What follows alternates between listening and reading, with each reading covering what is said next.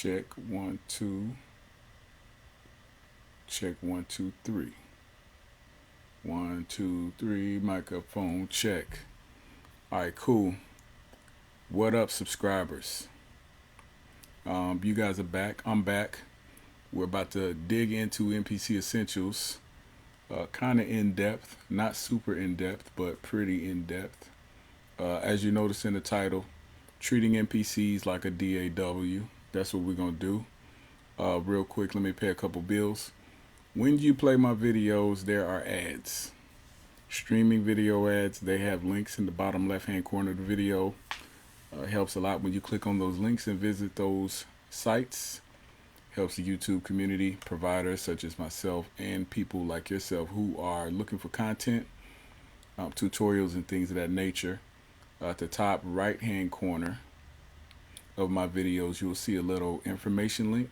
Click on that little eye with the circle in it, and you will see that I dropped a new drum pack called the Miss Blue Vinyl sample pack, and yeah, it's pretty dope.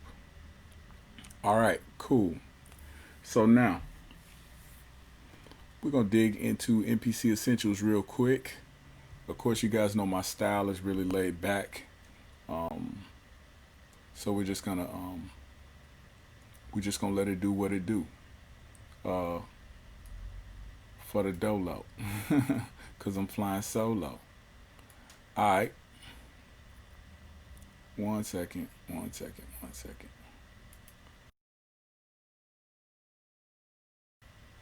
All right, cool. So now, let me give you guys a visual real quick.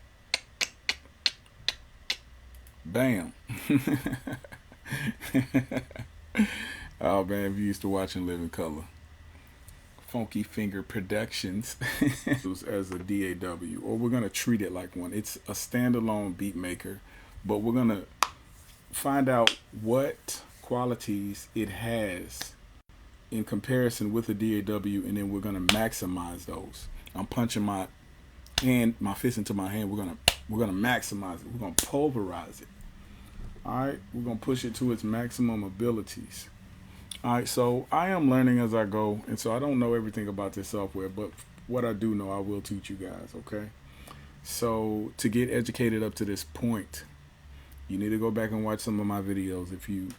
If this is your first time looking at this software, you're gonna need to take your time and learn a couple things before you start at this point. So I suggest you go back and then work your way up to this point. But if you're pretty versed in it already, this is going to be second nature. You may learn a couple things, and then you may not. You may even throw some stuff in the comment section that I don't know, so that would be awesome.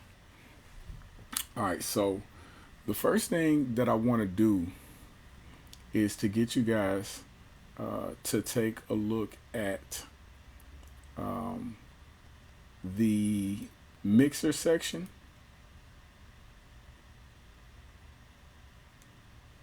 And we don't have any sounds loaded yet. And I want you guys to take a look at the editor section, okay, the program edit section. So you guys already know how to make a program. You guys already know how to load samples onto the pads. So what I want you to do is to start looking at these pads A1 through A16 as tracks, like a DAW. In a DAW, you load tracks, right? You set up tracks, and then boom, you run with them. So I want you to look at each pad as a track, all right? And what I'm gonna do now is I'm gonna load a hybrid, and I'm gonna just do something random. Once I load hybrid, I'm gonna record a sample, because I started to think, why would MPC Essentials have the ability to load a VST if you can only play the VST? And so I discovered a resample function that gives us as producers the ability to play and sample ourselves into MPC Essentials, and also chop that sample up and put it onto the pads, or make it into a loop, however. But my focus is not on that. My focus is once you create a sound or you load a sound into MPC Essentials, you have the ability to treat that sample on that particular pad as a track, the same way that you treat a DAW. And so if you don't know what hybrid is, if you don't know how to load a VST into MPC Essentials, of course you need to go back and look at a couple of my other videos. All right. I am streaming live. Am I like 5 minutes in? That's cool. All right. So we have hybrid loaded up. We're going to pop that open and look under the hood and see what's cracking. All right, so we got hybrid loaded up. Let me make sure my mini is connected. All right, we're cool. So now I'm going to click on the sample, not the sample, the sound menu.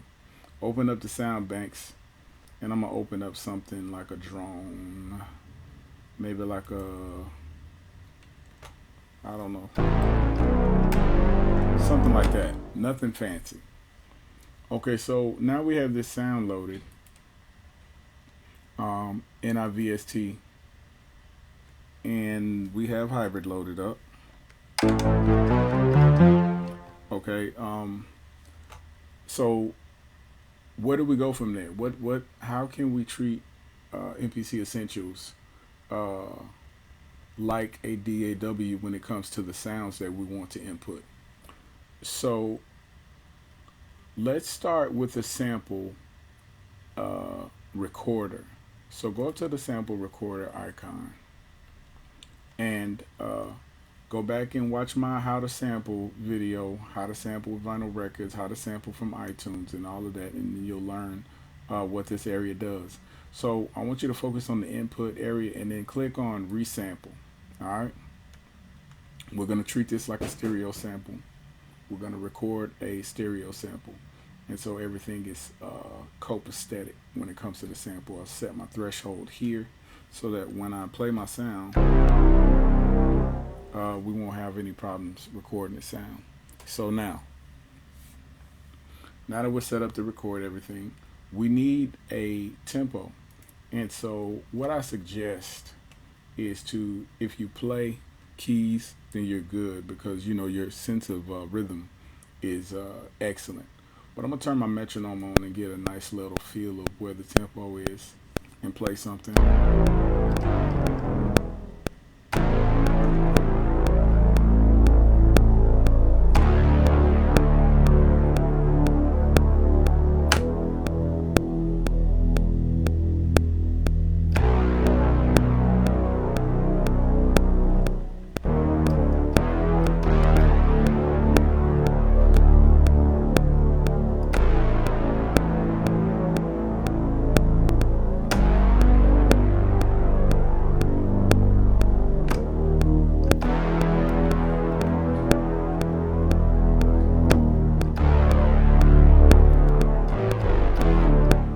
Cool, so I have a nice little something here. Now make sure before you get ready to record that you turn the metronome off, because MPC Essentials does not have a separate routing, audio routing option for the metronome. So you will record the metronome if it's on. And that may be the way to have my sound card set up. But just keep that in mind. And I'm looking for ways to reroute the metronome so that it only plays in the audio, but we only have so many options with the metronome up top. We have the count in, we have the let's see here, we can enable it while we record and play. We could enable it while we record or play, or just off. We don't have any audio routing for the metronome. So most DAWs, you can play the metronome while recording and it will only be routed to your headphones or your output device. No such cigar with MPC Essentials. Okay, so let me stop this really quick. If you'll notice over in the Q-Link section, Q4 gives you the ability to increase your sample time. Now I know on one of my other videos I said that there was a maximum of 20 seconds, but there's actually a maximum of 59 seconds that you can sample. So I won't be needing more than 20 seconds. So I'll turn that back down. Alright, I'm sorry, what am I saying? You can record up to 20 minutes and 59 seconds. Apologies. Okay, so I won't be needing more than 20 seconds. I'll leave it at 22 just in case. Alright, I'm gonna go ahead and record a sample.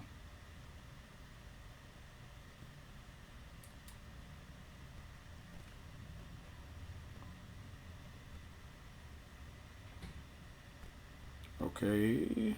Oh, my threshold. All right, here we go.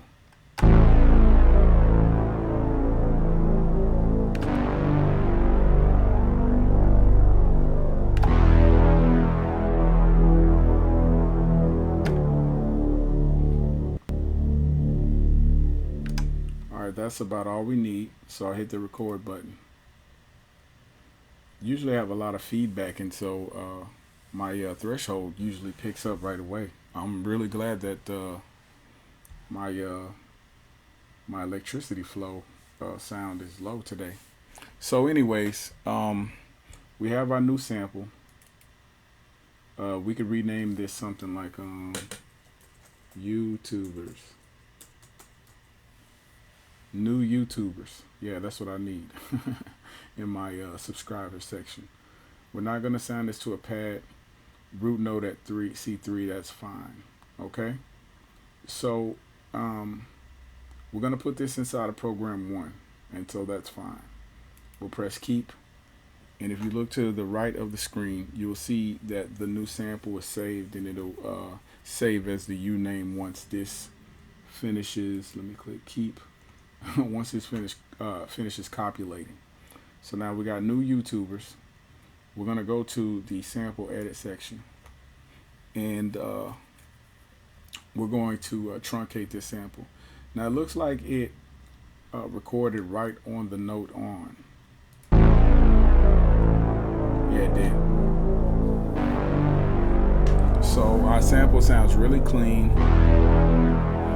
and it sounds great, actually. Super great. So in our sample editor, we're going to go to okay, sample. In our sample editor, we're going to go to the right locator, and we're going to drag this over, and we'll treat it. We have a couple different options from this point, though. What we could actually do is chop this sample up and put it on different pads. Or we could just put it on one pad and make it a loop, which is what I'm going to do. All right, so we have this sample. We have him truncated up really nicely. What we're going to do is we're going to go and drop him on, I don't know, A16. Let's drop him on A16. Actually, no. What we're going to do is, let's use this as an MPC function. Let's go back to the drums. Okay. So we have our MPC style joint here. We're going to take new YouTubers, and we're going to drag them here. Boom. So let me make sure my MPC is recognizing my MPK. It's not. I remember I reset it. Program 2. Okay, cool.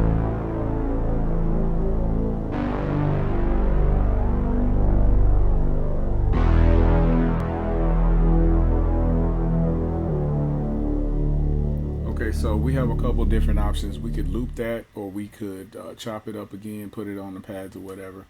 However, but we're not going to focus on that right now. What we're going to focus on is a mixer section, because we're treating MPC Essentials like a DAW, right? So now we'll go to the mixer section, and there's a bunch of different functions that we have to be able to utilize for this one particular sample. And I want you guys to take note. You see in my mixer section here, it only loaded up the sample track that I have a sample inserted. And so to change that, you go to these icons here to the right, and you can select show pads with events, show pads with samples, and then you can just show all the pads. And so this is basically the mixer view of most DAWs. You're able to see all of the tracks that you have loaded.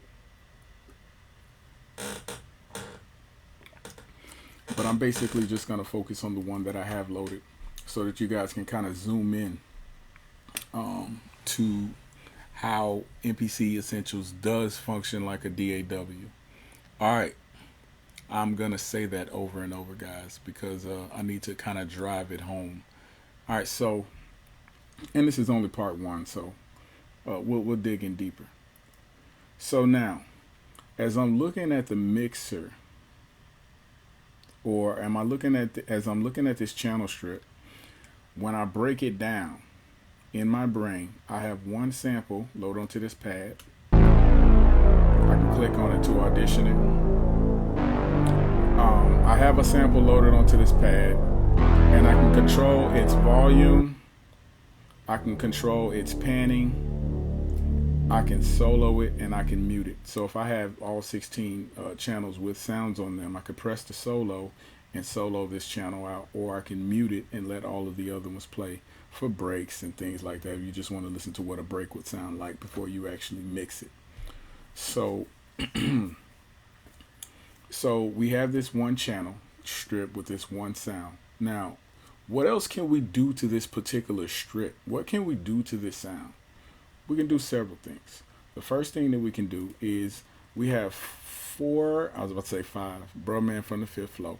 We have 4 available slots to drop effects onto.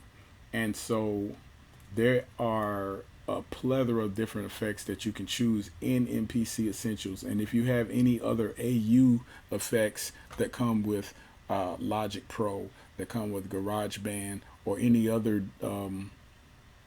external audio programs, they will load inside of MPC Essentials. And so keep that in mind, that it will act like a DAW when it comes to these channel strips. All right, so now I'm not going to load an effect, but I'm just going to, actually I will. You guys could see that, you know, whether you want to put like a flange, a reverb, a phaser, a delay, a tremolo, whatever. There's a plethora of effects that you could choose that are really plush. I was really surprised at how plush these sounds are when I first started to tweak around with a bunch of my beats. The design of these VSTs are really simple. They're really plain, but they give you a nice sound.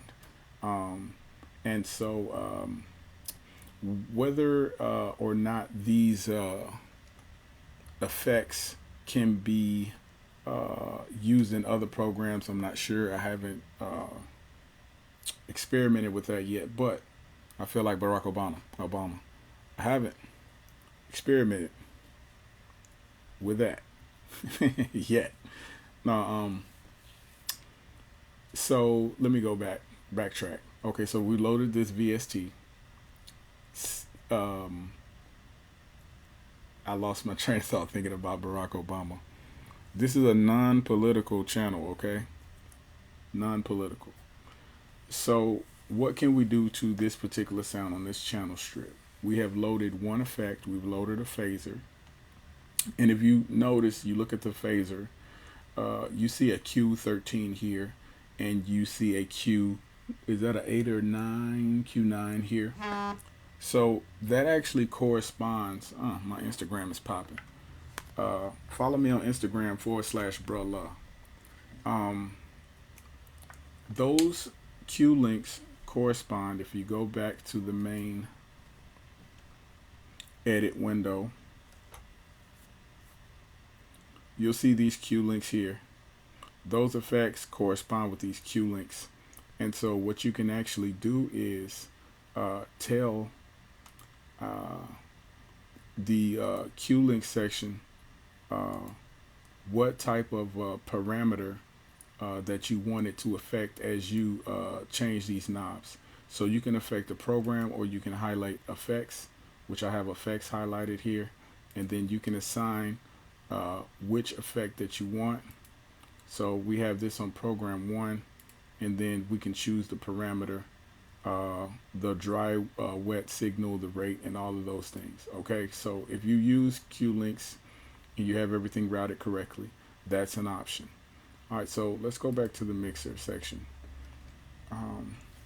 So we can load up to 4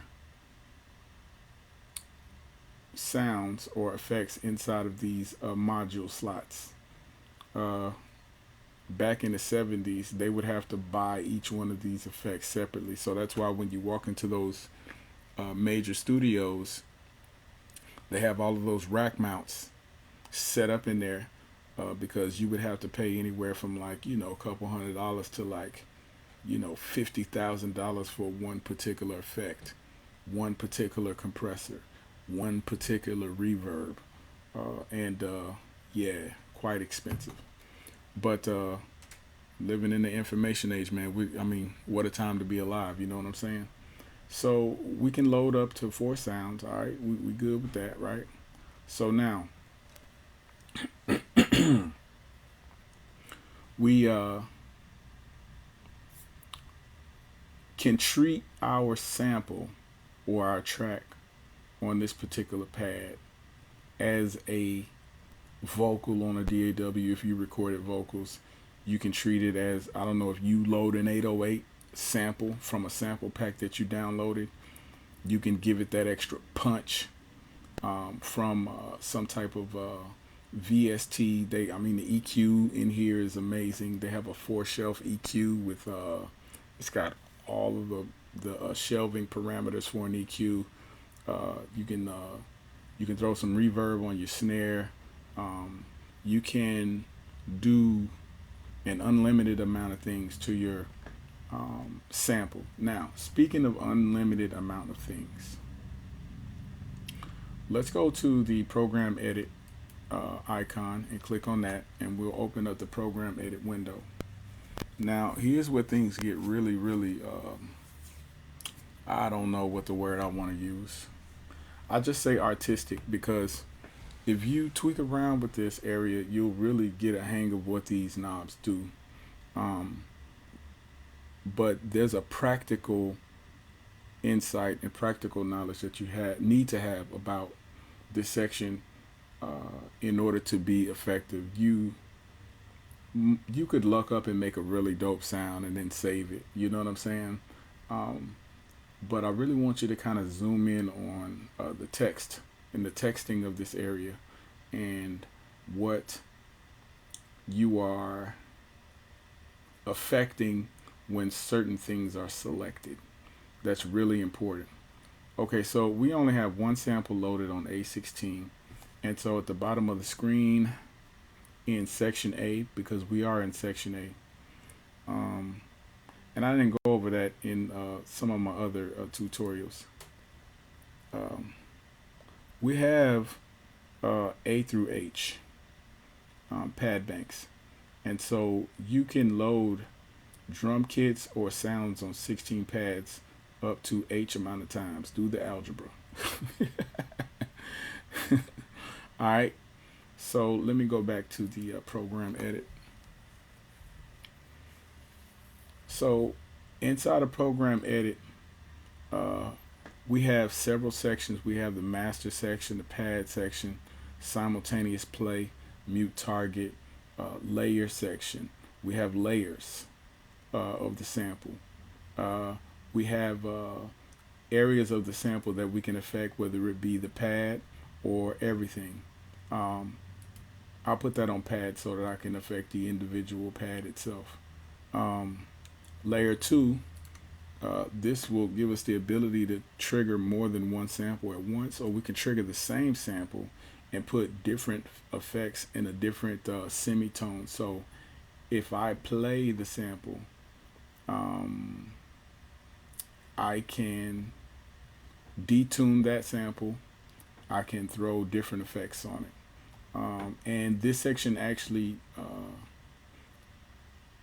is really intuitive because you could totally bypass the effects in the slots that you load them in, and you could treat your sample and do just all kinds of crazy stuff with it in this particular section. All right, so we can edit different zones here, and we can affect the velocity of the sample depending on which layer we're going to affect. We can pan that particular layer left or right as the sample plays. We will hear the effect of what that layer is doing. And so I could choose this new YouTuber sample up to 4 times, and it will play like the sample is being triggered from 4 different tracks. But then I will be able to affect those 4 different tracks with these different effects and pan it different ways. It has amazing filters, just like the MPC standalone. And so you can throw filters on it. Amazing modulation, amazing envelopes. And so there's a bunch of crap. It's the only way I can say it. There's a bunch of crap that you can do to one sample on one track. Okay, so we have pad play modes. Of course, I showed you guys how to use the mute group and things like that. And you can basically treat the sample as if, or you can treat the sample on one layer as if it's a track, and then use a second layer and a third and a fourth layer as separate tracks in correlation to these filters and modulators and the play modes. So keep that in mind. You can change the pitch and attack and the amplification, and so there are several different panning options here. You can change the waveform of the modulation, whether you're using a filter or whether you're using a depending on the wave. So the LFO section, I could change this to a saw tooth wave if I want. I could change it to a triangle wave. I could change it to a square wave and tweak around with that so that you can get an understanding of, you know, if I'm using a sine wave, how smooth that sounds, or if I'm using a sawtooth wave, how jagged that sounds. And in the future, you'll be able to reference that in your brain in dealing with creating a new sound. All right, so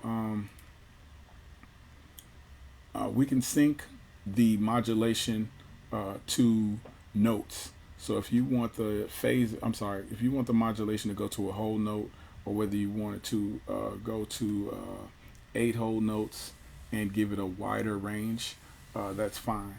2 whole notes, dotted notes, triplet notes, and all those things. So if I was going at 120 and my sync is at whole notes, every time the metronome hits, that particular wave inside of that particular filter will modulate. And so it's pretty cool. So now, this section is this entire section, the pad edit section, is totally a intuitive way to dig into one particular sample, one particular track, and dealing with the effects. And so you can see the phaser that we loaded earlier is here.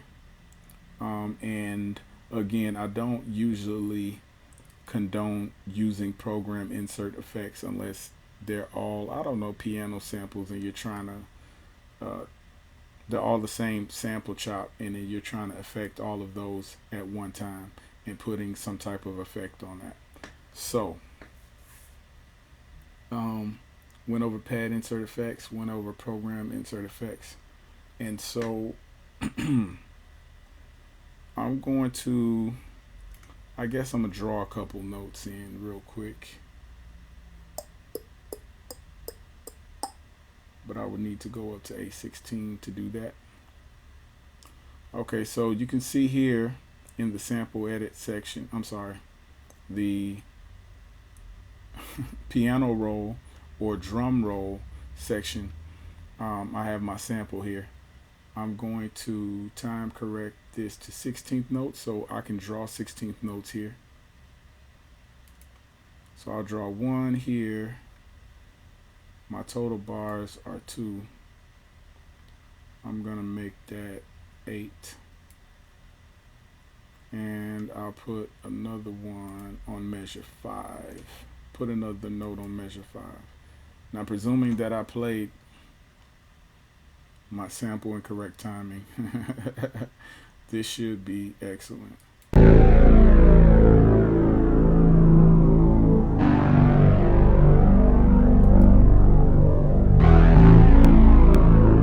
Actually, I should let that play out.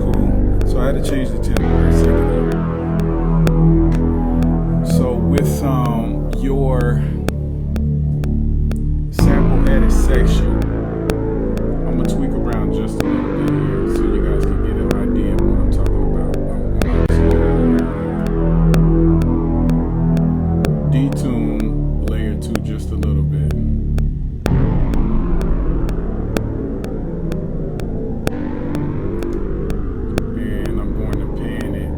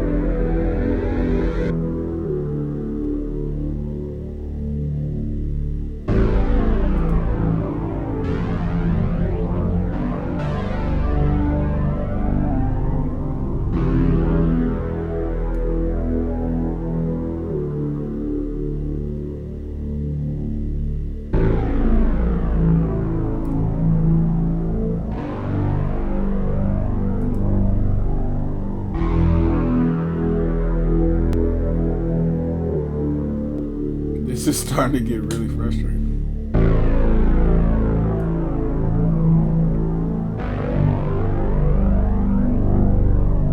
need to be able to turn this filter on. No, no, no, no, no, no, no.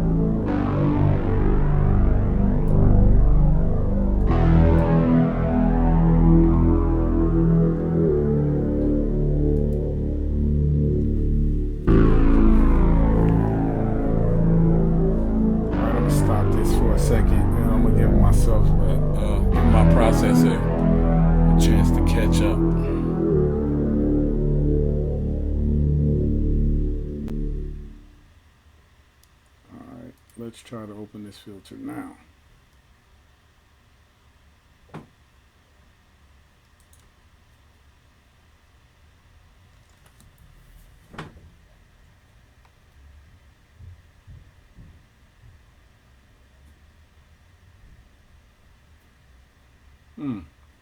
Apologies, guys. My computer does not want to agree with me right now. And so, that's really weird. Really, really weird.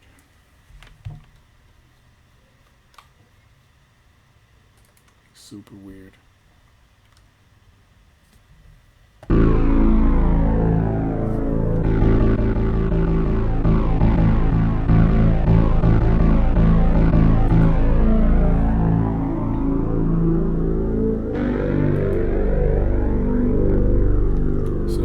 Functioning correctly except for my filter section. I don't understand this right now, but we'll be really cool in a minute as soon as I get this boy to do what it's supposed to do.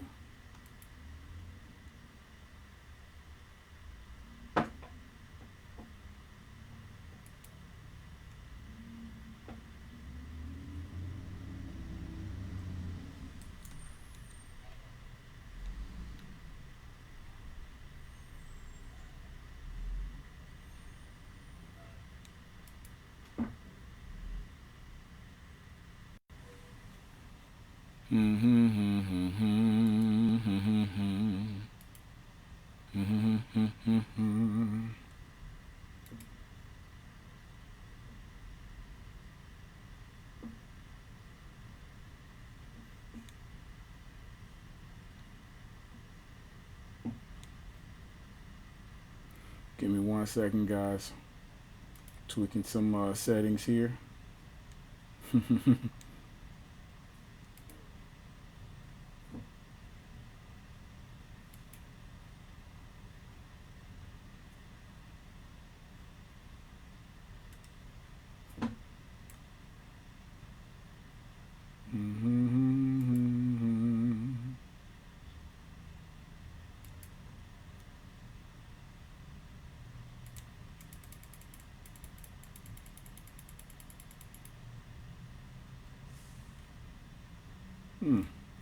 For some reason my filter does not want to come on, so I'll move to another section. Alright, so we're looking at our sample and we're tweaking it. In order to move to the next section of treating MPC Essentials like a DAW, I need to be able to enable this pad section. So what I actually do is scrap this session and I'll load something that I previously made. Do I want to keep this? Alright, set telling me that I'm going to replace everything in my memory. That's fine. So I'm going to load up a couple drum kits. And this is a beat that I made, I don't know, a couple hours ago. So you guys will get a chance to listen to more of my work. More of my work. All right, so I have a basic little cue set up here. And you can see that I have several sounds. I'll let you guys see what that sounds like.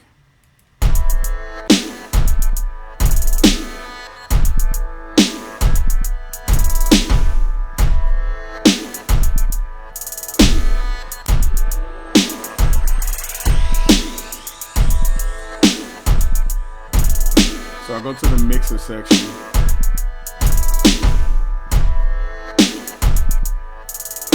And I'll isolate my sample.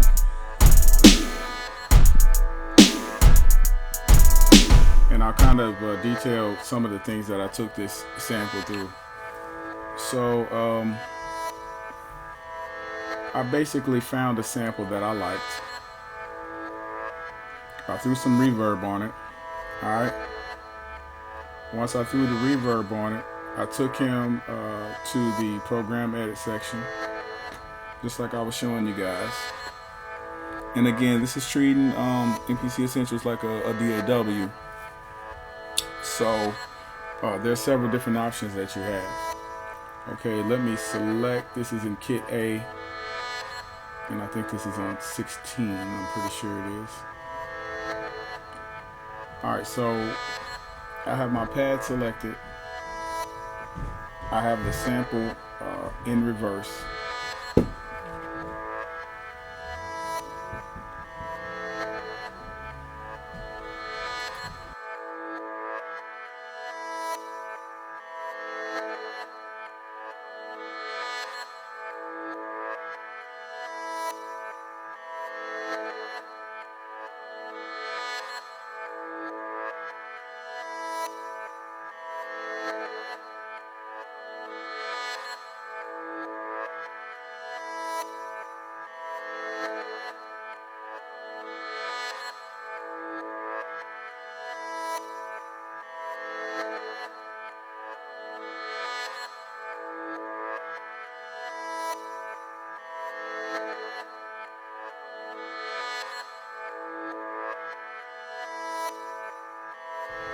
Okay, so I have a sample here, and as you can notice in layer 1, it's reversed. In layer 2, it's reversed as well. And so I have that locked, and I have a high pass filter on the sample, and as well as the wave, I have that locked in as a triangle wave. And so each one of my sounds is basically treated as if it's an individual track, and I also have some reverb on the insert. And so that's something that you guys could tweak around with and mess around with to see if you have, I don't know, the chops to be able to really achieve a really great sound while you guys are hustling to make these tracks sound as best as you can. All right, so I'll go back to the mixer section, and I just want to note that I have about 8 tracks loaded here. 9 tracks, 9 tracks. Each one of these tracks have the ability to be tweaked in that same particular way, and I'm able to place my drops and everything in just like that. And so that is part 1 of treating MPC Essentials like a DAW. I appreciate you guys for coming through. Make sure you like this video, comment, subscribe. 2 fingers. Peace. I'm out.